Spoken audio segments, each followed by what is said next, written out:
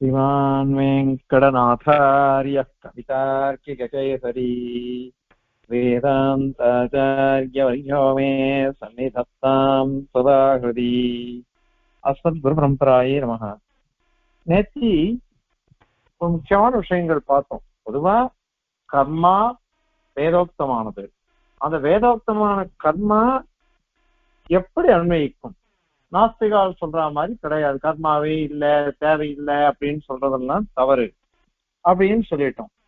அப்படியானாக்கா வேற என்ன பண்ணணும் அப்படின்னா, அத்வைதிகள் சொல்ற மாதிரி கர்மாங்கிறது வித்யை உற்பத்தி ஆகணும், அதுக்கு இச்சை வரணும், அந்த இச்சைக்கு தான் அது காரணம், ஆசைக்கு காரணம், ஆசை உண்டாவதற்கு காரணம் அப்படின்னு அத்வைதிகள் சொன்னாங்க. பாஸ்கராச்சாரியரோ கர்ம சமுச்சயவாதம் தான், ரெண்டும் சமப்பிரதானமா இருக்கு அப்படின்னுட்டு பாஸ்கராச்சாரியர் சொன்னார்.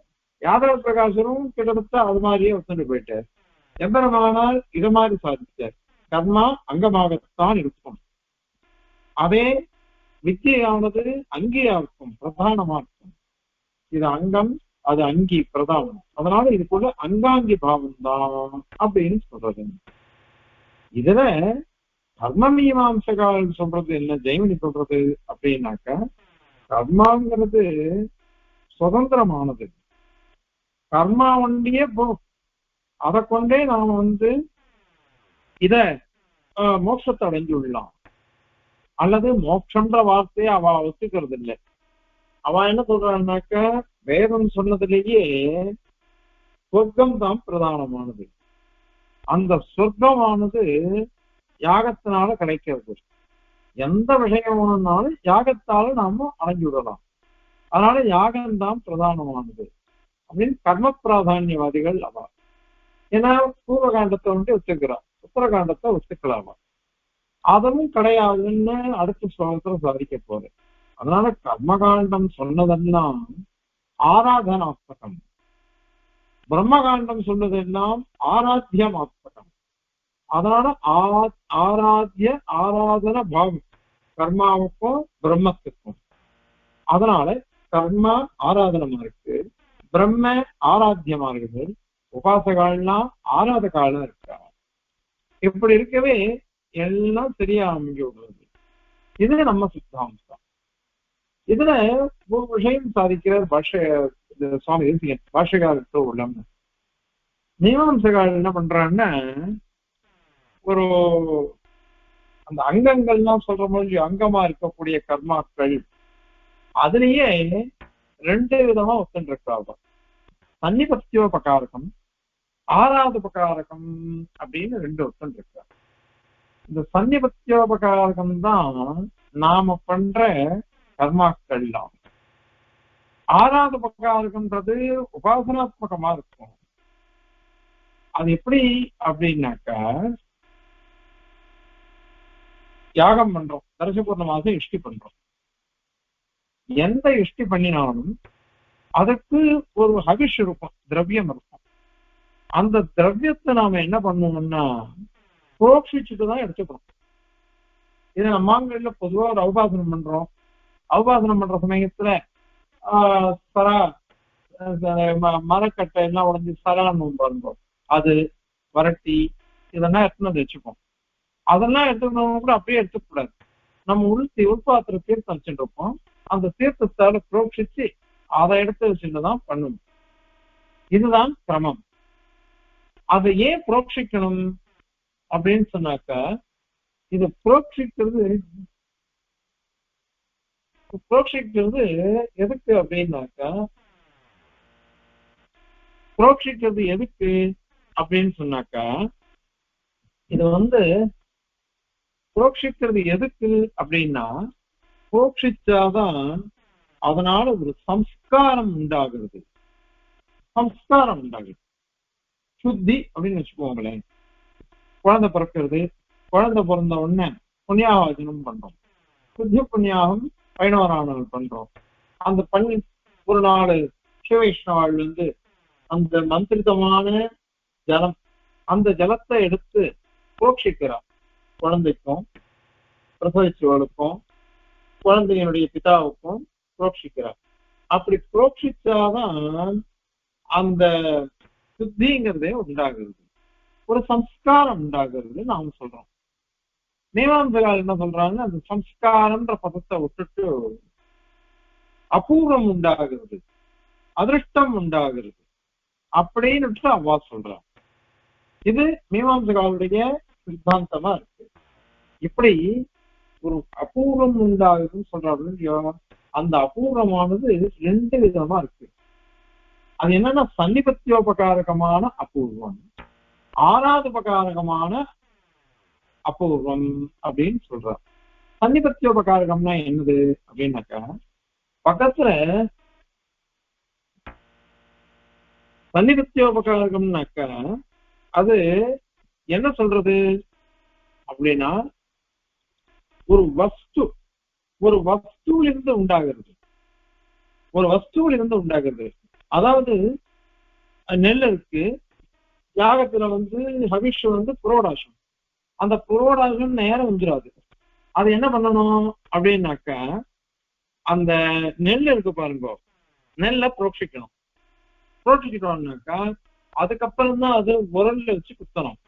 உரல்ல குத்த குத்த உமி வெளில வந்துடும். அரிசி எடுத்துக்கணும், அந்த அரிசி சூடா இருக்கும், அதுல நீங்க குத்தி தடுத்து குத்தி பசங்க உருண்டையா ஊட்டி வச்சுட்டோம்னாக்கா அது புரோடாசம் அப்படின்னு சொல்றோம். இந்த புரோடாசம் நமக்கு வரணும்னாக்கா புரோக்ஷணம் பண்ணணும். இது எதுல புரோக்ஷணம் பண்றோம், அந்த திரவியத்துல தானே பண்றோம். திரவியத்துல பண்றதுனால இந்த திரவியமோ இவையெல்லாம் நேர பாக்குறோமோ இல்லையோ, அதுல இருந்து உண்டாகக்கூடிய அதிருஷ்டம், அபூர்வம், சம்ஸ்காரம், அதுக்கு பேரு சன்னிபத்தியோபகாரம். இது என்ன பண்றது தெரியுமா, பிரதானமான யாகத்தை பூர்த்தி பண்றதுக்கு உபகாரமா இருக்கு, பூர்த்தி பண்றதுக்கு உபகாரமா இருக்கு. அதுதான் சன்னிபத்தியோபகாரகம் அப்படின்னு நாம சொல்றோம். ஆனால் ஆறாவது உபகாரகம்னாக்க இந்த மாதிரி திரவியங்கள்லாம் வராது, திரவியங்கள்லாம் வராது. வேற என்ன பண்ணும் அப்படின்னா, நேர பழத்துக்கு உபகரிக்கும். ஒரு யாகம், அந்த யாகம் பண்ணச்சு யாகம் நமக்கு பழத்தை கொடுக்கறது, சுத்தமோ என்ன வேணுமோ அது கொடுக்கும். அந்த பழத்தை கொடுக்கறதுக்கு உபகரிக்கக்கூடிய அங்கம், அந்த அங்கமா இருக்கிறதுன்றது ஆறாவது உபகாரகம் அப்படின்னு சொல்றாங்க. சன்னிபத்தியோபகாரகம்னாக்க ஒரு கர்மாவை பூர்த்தி பண்ணணும். கர்மாவை பூர்த்தி பண்ணுறதுக்கு எது உபயோகப்படுறதோ அது சன்னிபத்தியோபகாரகம். எது பழத்தை கொடுக்கறதுக்கு உபகாரகமா இருக்குதோ அது ஆறாவது உபகாரகம் அப்படின்னு சொல்றோம். இப்ப இங்க என்ன அப்படின்னாக்கா, நாமும் இது பண்ணணும், மோட்சத்துக்கு உபாயத்தை அனுஷ்டிக்கணும். அந்த உபாயத்தை அனுஷ்டிக்கணும்னாக்கா மனசு சஞ்சலம் இல்லாம சுத்தமா இருக்கணும், பவித்திரமா இருக்கணும், நிஷ்கலங்கமா இருக்கணும். மனசுல எந்த ஒரு சிந்தனையும் வரக்கூடாது. எதை பார்த்தாலும் சரி, எதை பார்த்தாலும் சரி சஞ்சலப்படவே கூடாது. சிவப்பிரஜனை பத்தி சொல்லச்சு, துக்கேஷ் வனுத்விக்னமனஹ சுகேஷு விகதஸ்பிருஹ வீதராக பயக்ரோதஹ சிததீர் முனிருச்சரே அப்படின்னு இருக்கிறோம். என்ன பண்ணணும்னா, சுகம் வந்துட்டு எகிரி இருக்க கூடாது, துக்கம் வந்துட்டு விழுந்துடக்கூடாது. பயம், ஆசை, வீத, ராகம், பயம், குரோதம் எல்லாத்தையும் விட்டுட்டு நாம மனசு நிஷ்கலங்காம இருந்ததுன்னு வச்சுக்கோங்க, அது நமக்கு அனுகூலம் பண்ணும். அனுகூலம் பண்ணணும், நமக்கு அது அனுகூலம் பண்ணும். அதுதான் நமக்கு பிரதானம். அந்த அப்படி இருக்கிறதுக்கு மூல காரணம் எதுன்னு ஏற்கனவே சொன்னோம், நாம பண்ற கர்மாக்கள். அந்த கர்மாக்களை நாம அனுஷ்டித்தோமானால் அப்ப மனசுல சுத்தி உண்டாகிறது. இந்த சுத்தி உண்டாகிறதுனால இது நம்ம மனசு சுத்தி நம்ம மனசு சுத்தி உண்டாகுது. நாம இருக்கோம், நேர பார்த்துட்டு இருக்கோம், நம்மளுடைய சுரூபத்தை, நம்மளுடைய உடம்பு, நம்மளுடைய மனசு எல்லாத்தையும் பார்த்துட்டு இருக்கோம். பார்க்கும் பொழுது இதுக்கு சுத்தி உண்டு பண்றது இல்லையா? எப்படி ஒரு நெல்லுக்கு புரோட்சிச்சாக்கா அந்த நெல்லுல ஒரு சுத்தி உண்டாகி சம்ஸ்காரம் உண்டாகி அதுல இருந்து புரோடாசம் வருதோ, அந்த மாதிரி இந்த வர்ணாசிரம தர்மங்கள், இந்த தர்மங்களை அனுஷ்டித்ததுனால நமக்கு என்ன வந்ததுன்னாக்கா மனசுத்தி உண்டாகிறது, மனது நிஷ்களங்கமா இருக்கிறது. அதனால இது சன்னிபத்திய உபகாரம். எப்படி திரவியங்கள்ல உண்டாகக்கூடிய ஒரு அபூர்வம், ஒரு சம்ஸ்காரம், அதுக்கு காரணம் சன்னிபத்திய உபகாரம் சொல்றோமோ, அந்த மாதிரி நம்ம மனசுல வரக்கூடிய சுத்திய உண்டு பண்ணக்கூடியது இது. அதனால இது இந்த வர்ணாசிரம தர்மங்கள்லாம் சன்னிபத்தியோபகாரமா இருக்கு. மீமாம்சகால் சொன்னதுதான் அத சுவாமி இங்க கொண்டு வர்றாரு. அதனாலதான் இங்க சமதமாதிகள்லாம் நமக்கு தேவை. சமதமாதிகள் என்ன பண்றது அப்படின்னாக்கா, சாந்தக தாந்தக உபரதக திதிக்ஷு சமாஹிதோ பூத்வா ஆத்மன்யேவ ஆத்மானம் பஷ்யேத் அப்படிங்கிற பிரதானம் போயிடுச்சு. என்ன பண்ணணும்?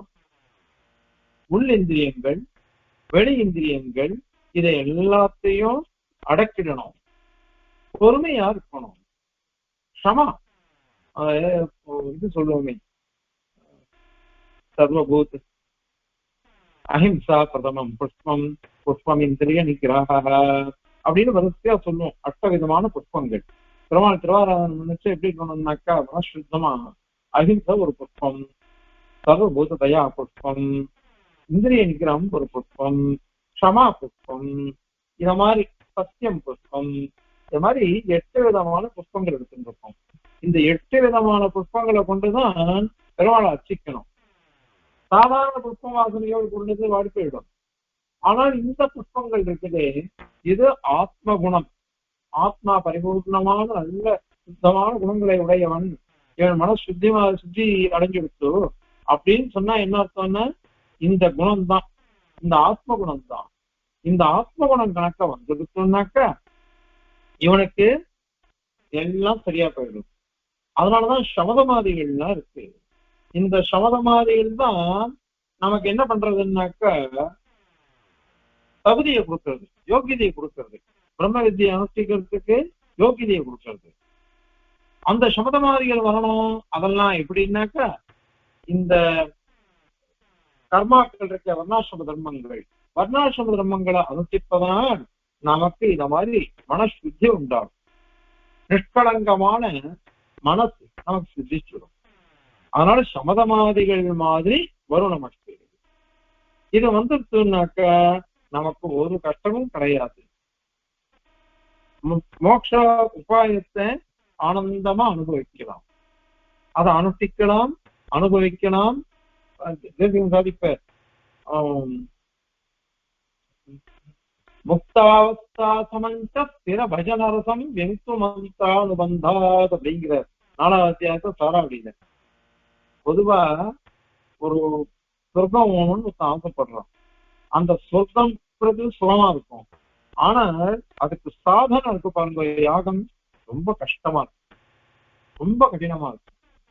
ஆனால் இந்த பிரம்மத்தை அடையிறதுன்றதுதான் மோட்சம். அதுக்கு வேண்டிய உபாயம் இருக்குதே, அதுவும் நமக்கு ஆனந்தத்தை கொடுக்கும். முக்தாவஸ்தா சமஞ்ச, முக்தி தசையில நமக்கு எப்படி ஒரு ஆனந்தம் வருதோ அந்த மாதிரி அங்க நேரம் அனுபவிக்க போறோம் பெருமாளுடைய திவ்யாத்ம ஸ்வரூபத்தையும் திவ்ய கல்யாண குணங்களையும். இங்க எப்படின்னாக்கா அனுபவத்தை மனசினால அனுபவிக்க போறோம், சாஸ்திரத்தினால தெரிஞ்சுட்டு அதை மனசினால அனுபவிக்க போறோம். ரெண்டுத்தையும் ஒரே அனுபவம் தான். அதனால முக்தி தசையில எப்படி இருக்கோ அத மாதிரிதான் இங்கேயும் அப்படிதான் இருக்கு. ஆகையினால இந்த மாதிரி ஒரு ஆனந்த அனுபவம் கிடைக்கணும்னாக்கா முதல்ல மனசுத்தி வேணும்.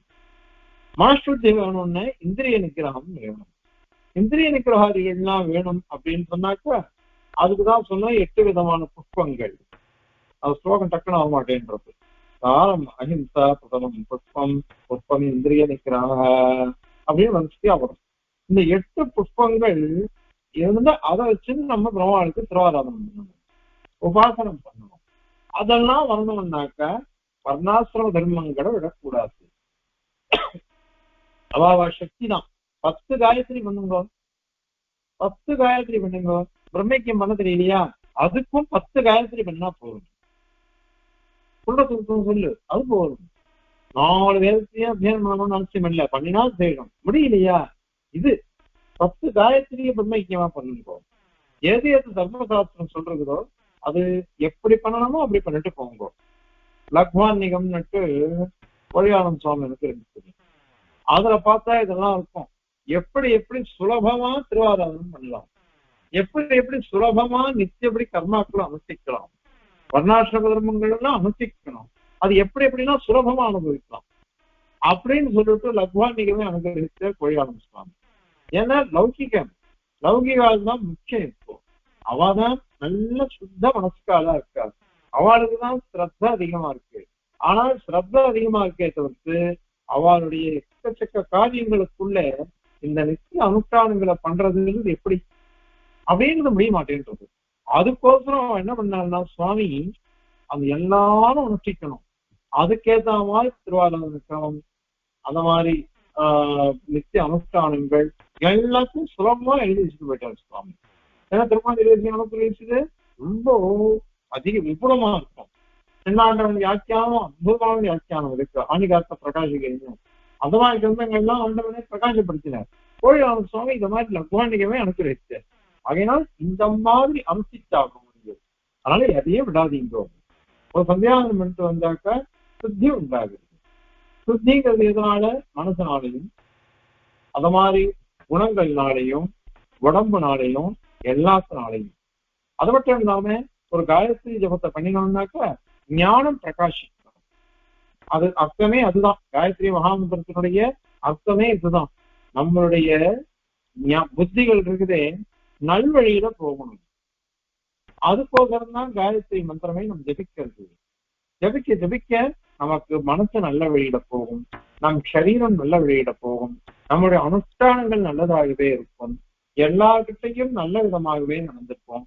அப்படி நடந்துட்டோம்னாக்க அதை காட்டிலும் நிஷ்கலங்கமான மனது யாருக்கு வரும்?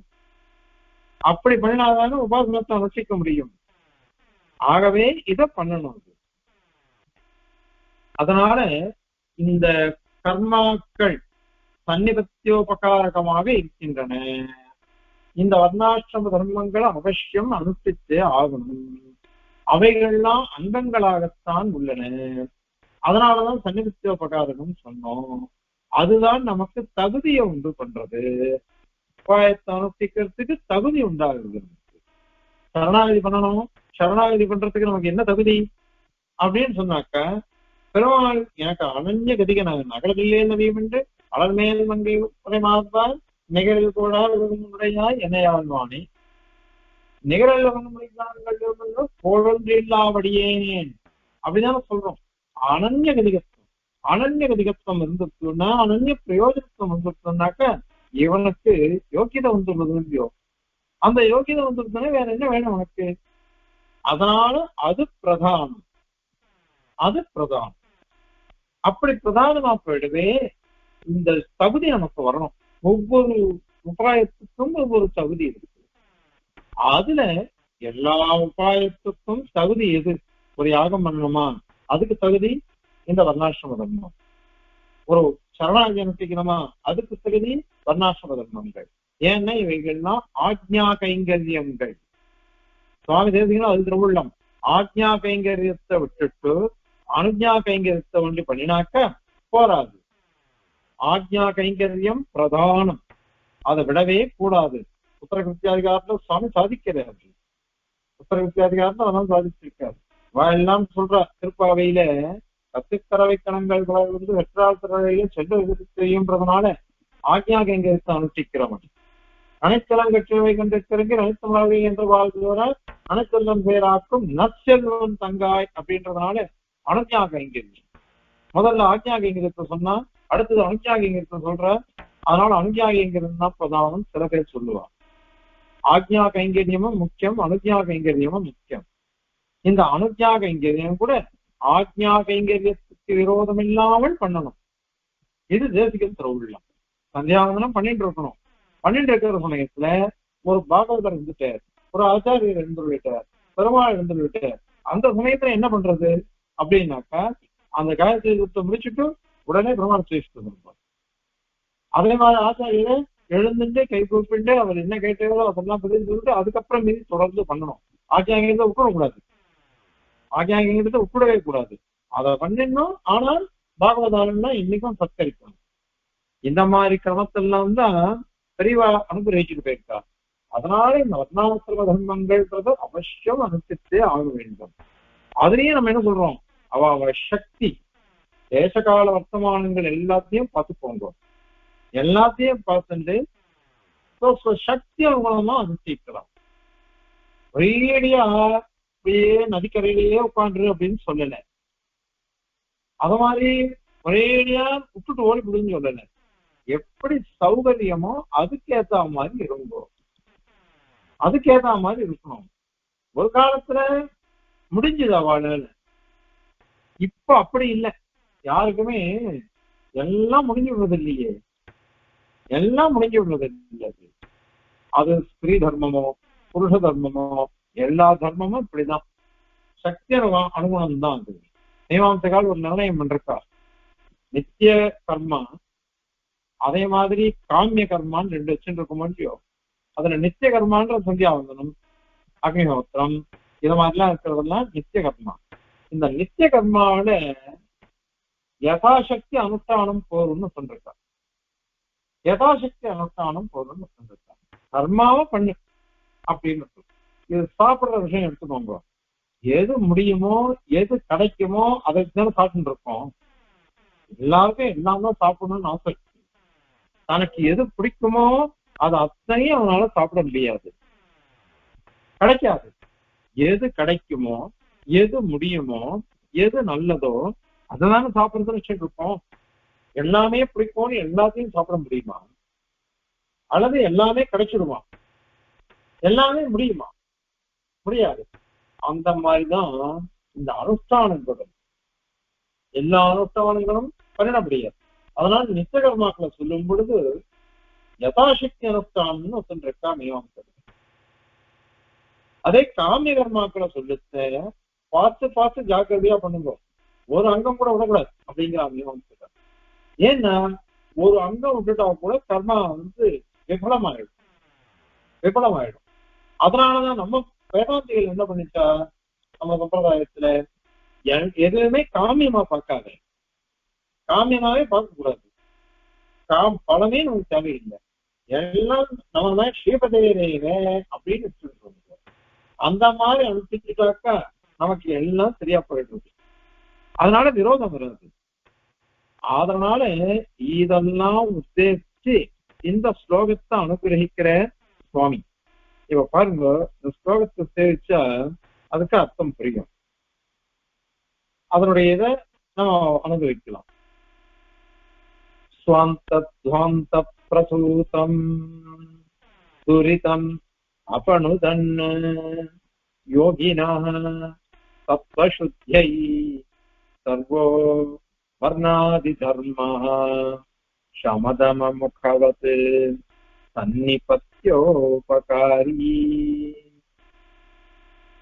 வித்யாம் சேத்யாதி வாக்யேபி அனுகதிதமிதம் நைக வாக்யானுரோதாத் கர்மாபேக்ஷாபி சந்திம் வசன விவரணதே தத்தமுச்சித்யவாதः.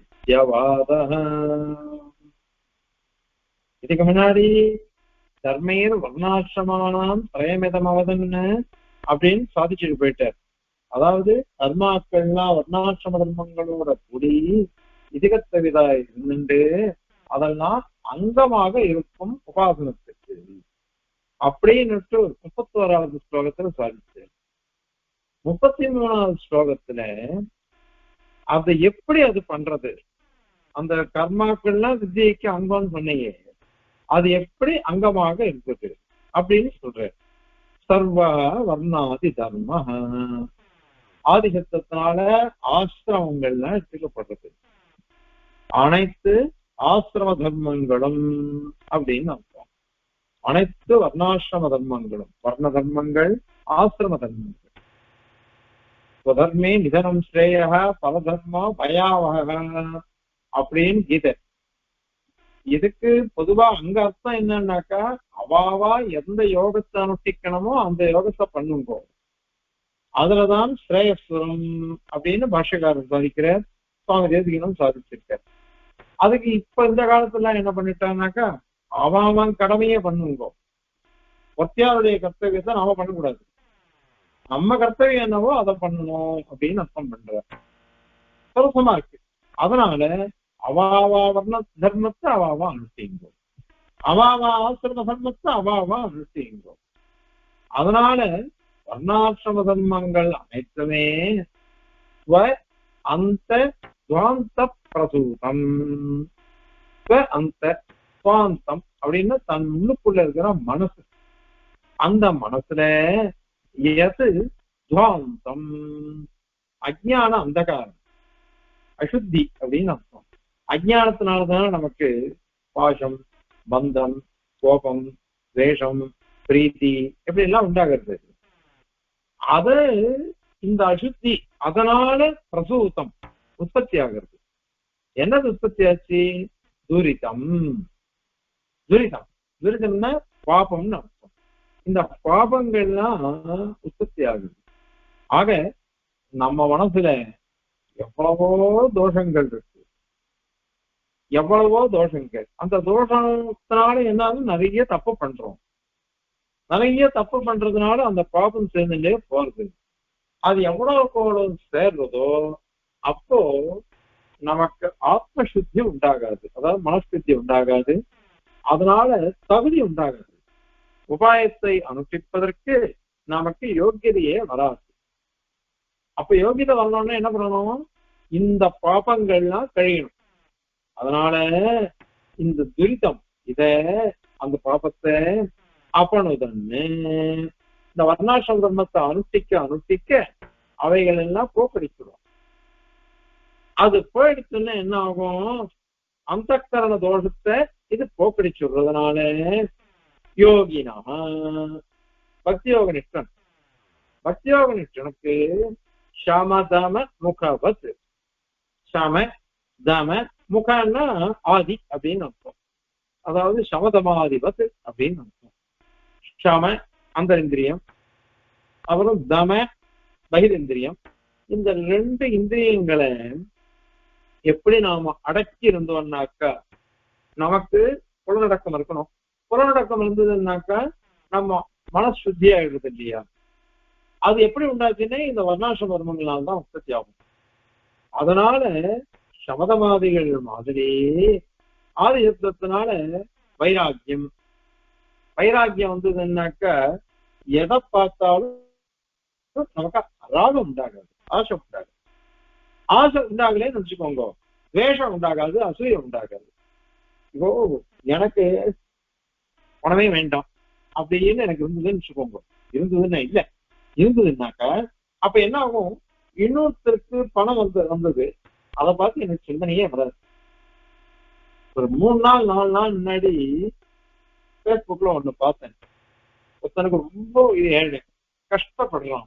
அவன் என்ன பண்றான்? ஒரு தேவதையை குடிச்சு கெஞ்சான், எனக்கு ரொம்ப கஷ்டமா இருக்குது, எனக்கு பணம் கொடு.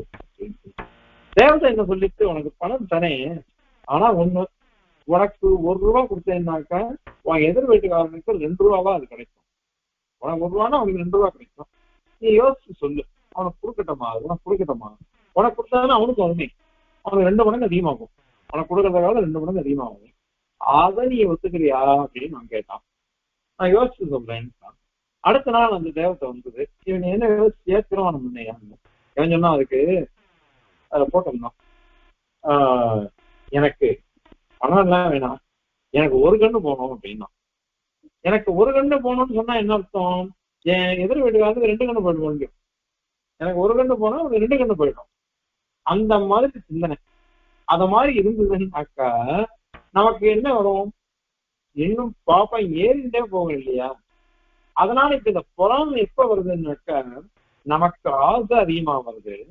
ஆசை அதிகமா வந்துட்டு நம்மளை காட்டிலும் இன்னொருத்தனை அதிகமா வந்துச்சுன்னா அவனுக்கு அவ்வளவு வந்துருச்சு, எனக்கு குறைவா இருக்கே அப்படின்னு நினைச்சாதான் நமக்கு கஷ்டம் உண்டாகும். அதே வைராக்கியம் வந்துருச்சுன்னு வச்சுக்கோங்க, அவனுக்கு ஏன் வரப்போறது இதெல்லாம்? ஆசை, வேஷம், விரோதம் எதுவுமே வராது. ஆகையினால இங்க சமதமாதி, சமம் தமம் முக அப்படின்றதுனால ஆதி ஆதி சொல்றது. ஆதின்றதுனால வைராக்கியம், கோபம், தேசம், அசூயை, இதெல்லாம் கெட்ட குணங்கள், ஹேய குணங்கள். அந்த ஹேய குணங்கள்லாம் இல்லாம எல்லாத்தையும் அடக்கணும்.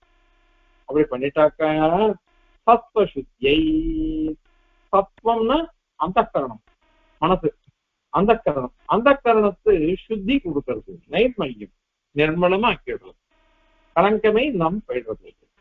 அப்படி பண்றதுனால சன்னிபத்தியோபகாரி சாதன சுரூபத்தை உற்பத்தி பண்ணும். உபாயத்தினுடைய சுரூபத்தை இது உற்பத்தி பண்றது. இதான் சன்னிபத்தியோபகாரத்தினுடைய கர்மா. மீமாம்ச காலம் சொல்றது இதுதான். அப்ப சொன்ன முடியும் புரோட்சிச்சோம்னாக்கா அதனால என்ன உண்டாகுது? நெல்லிட ஒரு சம்ஸ்காரம் உண்டாகுது. அதுல இருந்து புரோடாசம் வந்ததுன்னாக்கா அந்த புரோடாசம் அது அவிஷா கிடைக்கிறது. அதை வச்சு யாகம் பண்ணா யாகம் பூர்த்தி ஆகணும். அப்போ சாதனமாகிற ஒரு யாகம் அது பூர்த்தி ஆகணும்னா இந்த புரோட்சிக்கிறமே அது சன்னிபத்திய உபகாரகமா இருந்து உபகாரகமா இருக்கு. அந்த மாதிரி நாம மனசை இந்த வர்ணாசிரம தர்மங்களை அனுஷ்டிச்சாக்கா அது நிர்மலமா ஆயிடுறது. வர்ணாசிரம தர்மங்கள் நிஷ்கலங்கமா எடுத்தோம்னாக்கா உபாயத்தை அனுஷ்டிக்கிறதுக்கு நமக்கு யோகிதையை கொண்டு வரும். அதனால உபாயத்தை உற்பத்தி பண்றதுக்கு இது தேவையா, இது தேவையா. அதனாலதான் தர்மேர் வர்ணாசிரமானாம் திரயவிதமவதன் சேத்தி கர்த்தவியதாகம் அப்படின்னு சொல்லிச்சார். திரயம் அப்படின்னா கர்மயோகம், ஞான யோகம், பக்தி யோகம். அந்த மூணு யோகத்துக்குமே வர்ணாசிரம தர்மங்கள்லாம் சன்னிபத்தியோபகாரமா இருக்கு. சந்தியாவந்தனம் பண்ணாம எந்த பக்தி யோகத்தை பண்ணாலும் உபயோகம் இல்லை. பெருமாள் சொல்ற பிரதிஸ்பர்தம் மம இவாக்கியா எஸ்தாம் உல்லங்கிய வர்த்ததே ஆக்ஞா சேதி மம துரோகி மத் பக்தோபி ந வைஷ்ணவ. ஸ்மிருதியோ ஸ்மிருதியோ அது என்னென்ன சொல்லித்தோ அதெல்லாம் என்னுடைய ஆக்ஞை, என் கட்டளை. அமைவ ஆக்ஞா, என்னுடையதுதான் ஆக்ஞா. அது எஸ்தாம் உல்லங்கிய வர்த்ததே, அவன் அதை மீறி நடக்கிறானோ அவன் ஆக்ஞாச்சேதி, என் கட்டளையை மீறிடுறான். அதனால மம துரோகி, எனக்கு துரோகியா இருக்கான் அவன். எனக்கு இந்த கர்மாவெல்லாம் அனுஷ்டிக்காம எனக்கு துரோகியா இருந்து பக்தி பண்ணா எனக்கு என்ன பிரயோஜனம்? மத் பக்தோப்பி நான் வைஷ்ணவனே கிடையாது. அவன் வைஷ்ணவன் இல்லைன்னா அவன் எப்படி அனுபவிப்பேன்? அதனால நான் பண்ண மாட்டேன் அப்படின்னுட்டு அந்த சுவாமி சாதிக்கிற விசதர்மோத்தரத்துல. அதனால இந்த மாதிரி ஒரு சன்னிபத்தியோபகாரகமா இருந்துட்டு நிஷ்கலங்கமா மனசை மாற்றி இந்த 3 யோகத்தையும் இதை அனுஷ்டிக்க வைக்கிறது. சரி, அதனால இதுவரையும் சொல்லிட்டேன். இப்ப பெருமாள் இப்படி எல்லாம் சொல்ற கர்மாவை அனுஷ்டிச்சிடணும் அப்படின்லாம் சொல்லிட்டே சந்தோஷம். பெருமாளும் சொல்ற பகவத்கீதையில இந்த விசதர்மா பண்ணி இருக்கு எல்லாம். ஆனால் இந்த சொன்ன முடியும் சமேதம் வேதாவதனேன பிராமணாக விவிதிஷந்தின்னு தான் இருக்கு. விவிதிஷந்தின்னாக்கா அறிந்து கொள்வதற்கு ஆசைப்படுகிறார்கள் அப்படின்னு தான் அர்த்தம். ஆசைக்குதான் காரணம் கர்மா. ஆசை உற்பத்தி ஆகணும், அதுக்குதான் கர்மா காரணமா இருக்கே தவிர்த்து உபாசனத்துக்கு காரணம் இல்லையே அப்படின்னுட்டு அத்வைதிகள்லாம் கேட்கிறவர்கள். அதற்கு பதில் சொல்றேன். இது நீங்க அவ சொல்றதுன்னா தவறு, அந்த மாதிரி வேண்டாம், அந்த மாதிரி எடுத்துக்க கூடாது. ஏன் அப்படின்னா இது ஈசாவாசியோபுரம் சொல்றது வித்யாம்சா வித்யாந்தோ பயம் சக அவித்யா பிரத்யம் தேத்வா வித்யா அமதமஸ்னுதே அப்படின்னு நேற்றே அதுக்கு அர்த்தம் சொன்னோம். வித்யை அவித்யை அப்படின்னு 2 இருக்கு. வித்யினாக்கா பிரம்ம வித்யை, அவித்யினாக்கா பிரம்ம வித்யை இல்லாதது கர்மயோகம் அப்படின்னா அது வர்ணாசிரம தர்மங்கள்லாம் அவரும் சேர்ந்து போயிடும். எல்லாமே சேர்த்துக்கணும், கர்மாக்கள் அத்தனையும் சேர்த்துக்கணும். இந்த வர்ணாசிரம தர்மங்களை அனுஷ்டிப்பதனால மிருத்யும் தீர்த்வா. மிருத்யுனாக்கா இந்த சம்சாரம் அர்த்தம் பண்ணிக்கூடாது. பொதுவாக உபாயத்துக்கு விரோதியா இருக்கக்கூடிய கர்மா, அந்த கர்மாவெல்லாம் கடந்துட்டு வித்யா அமிர்த விஷ்ணுதை பக்தி யோகத்தை பண்ணி இவன் மோட்சத்தை அடைவான் அப்படின்னு சொல்றது. அதனால இதம் இந்த வாக்கியம் கூட கர்மாங்க சீவை வித்யாம்ச அப்படின்னு இருக்கக்கூடிய வாக்கியம்லாம் கூட இதம் கர்மாங்க சீவை கர்மாவை அங்கமாக உடைய ஞானம், அதுபோக கர்மாவை அங்கமாக உடைய ஞானம் சம்சித்தியாதம் கிடையாது. அந்த ஞானத்துக்கு மோட்ச சாதனத்துவம், அதாவது பக்தி ரூபாபன்னமான ஞானம், பிரீதி ரூபாபன்னமான பக்தி, அந்த பக்தி ரூபாபன்னமான ஞானமாகிற உபாசனம், அதுக்கு மோட்ச சாதனத்துவத்தை சொல்றது. அது எப்படி தெரியுமா? நைக வாக்கியானுரோத, ஏக வாக்கியம் இல்ல, அநேக வாக்கியங்கள், பல வாக்கியங்கள் இத சொல்லி கொடுத்திருக்கு. நாங்க என்னவோ சொல்லல, பக்தியா தனன்யா அசக்கிய அகமே விதோர்ஜனா அப்படின்னு பிரமாணம் சொல்லிட்டு போயிட்டார். பக்தியினாலதான் என்ன அடைய முடியும் அப்படின்னு சொல்லிருக்காரு. அதனால ஸ்ருதி வாக்கியங்களும் நிறைய சொல்லிடுத்தாரு. அதனால வித்யாம்சேத்தியாதி வாக்கியங்கள்ல கூட அனுகதிகம், அனுதிதம், அனுவாதம் பண்ணப்பட்டது. நிறைய வாக்கியங்கள் சொல்லிடுது அப்படின்னு சொல்லிட்டு, அப்போ உபாசனத்தினாலதான் மோட்சத்தை அடையணும். அந்த உபாசனை எதனாலும் அதனால அவாமாச கர்மங்கள்னாலதான் இந்த உபாசனத்தை அடைய முடியும். அப்புறம் அந்த உபாசனத்தை அனுப்பிச்சாதான் நமக்கு எல்லாம் வரும் எப்படின்னு இருக்கு. அவையினால கர்மாக்கள் இதெல்லாம் அங்கங்களாக இருக்கின்றன. அங்கங்களாக இருக்கிற கர்மாக்கள் அங்கி ஆகிற உபாசனத்துக்கு உபகாரம். அப்படி உபகாரம் பண்றதுனால நமக்கு அது சித்திக்கிறது. மனசுத்தி உண்டாகி ஞான யோகம் வந்து ஆத்ம சாட்சா்காரம் வந்து பக்தி யோகத்தையும் வளர்த்திச்சு அதன் பிறகு பரமாத்மாவை அடைகிறான். இதுதான் கிரமம். இதுதான் இந்த வாக்கியம் சொல்லிச்சு அப்படின்னுட்டு சொல்லி முடிச்சார். சரி, கிருஷ்ணபுராணம் என்ன சொல்லிச்சு? சஸ்திராஸ்திகே துர்ஞானம் ச கர்மசோக்தம் மகாமுனே அப்படின்னு வாக்கியம் இருக்குது. அந்த பெருமாள் அடையறதுக்கு ரெண்டு சாதனம், ஞானம் இருக்கு, கர்மா இருக்கு அப்படின்னு ரெண்டுத்தையும் சேர்த்து சொல்றது. அங்க அங்காங்கி பாவம் சொல்லலையே. பொதுவா ஞானம் கர்மா ரெண்டும் அதை அடையறதுக்கு இருக்குது. அதே மாதிரி அசம் ஞானம் கிரியா கீதம் அதாஜானினம் கிரியா அப்படின்லாம் இருக்கு. அதனால கர்மாக்கள்லாம் கூட ஞானம் எப்படி சாதனமோ உபாசனம் எப்படி சாதனமோ அந்த மாதிரி கர்மாக்கள் கூட சாதனமா இருக்குது அப்படின்னு ஸ்பஷ்டமா இருக்கே. அதன் ஞானம் கிரியாஹீனம் ஞானம் ஹதம், கிரியை இல்லாத உபாசனம் ஹதம். அத மாதிரி ஞானம் இல்லாத கிரியை, உபாசனம் இல்லாத கிரியையும் அதமா போயிடுறது, நாசமா போயிடும், பிரயோஜனம் இல்லை. ஞானமும் இருக்கணும், கிரியையும் இருக்கணும், அதாவது கர்மாவும் இருக்கணும், ஞானமும் இருக்கணும். ரெண்டும் தான் சாதனம். ஒண்ணு இருந்தா போராது, ரெண்டு இருந்தாகும் அப்படின்னு இருக்குது. அது அப்படி இருக்குச்சு. நீ வந்து சமுச்சயவாதம் ஒத்துக்கணும், பாஸ்கர வேதாந்தம் சொல்ற மாதிரி. அதே நீங்கள் சொல்றதையும் ஒத்துக்க கூடாது. நாம சொல்ற அங்காங்கி பாவம் வேண்டாமே, சமுச்சயவாதத்தையே ஒத்துக்கலாமே அப்படின்னு சொன்னாக்க அது கிடையாது. எனக்கு வச்சன சில இடங்கள்ல விட்டு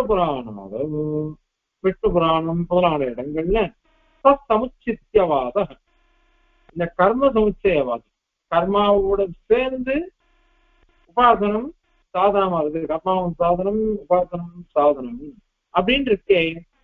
அதனால இந்த இந்த வாக்கியத்துக்கு என்ன அர்த்தம் அப்படின்னு கேட்டாக்க, கர்ம ஞானயோகோ சமப்பிராதானியம் பிரதீயத்தைன்னு நீ சொன்ன, அது இல்லை.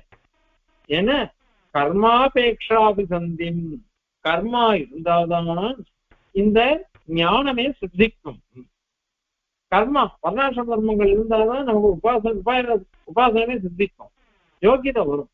அதை சொல்றதுக்கு வருது. அது கர்மாபேட்சாபி சொல்லி முமுட்சுக்கள்லாம் என்ன பண்ணணும்னாக்கா கர்மாக்களை விடக்கூடாது. ஒரேடியா நம்ம கர்மாவே வேண்டாம் சர்வதர்மான் பரித்தியே அப்படின்னு சொல்றாங்களே அத மாதிரி கூடாது. எல்லா கர்மாக்களும் உஷ்டம்னு எதுவுமே சொல்லல, அந்த மாதிரி அர்த்தம் கிடையாது. மற்றபடி என்ன அர்த்தம், கர்மாக்கள் இல்லாம அனுஷ்டிக்கவே முடியாது, அதுக்கோசரம் சொல்றது. அதுதான் விவரணத்தை, அதுதான் விஷதமா நமக்கு சொல்றது.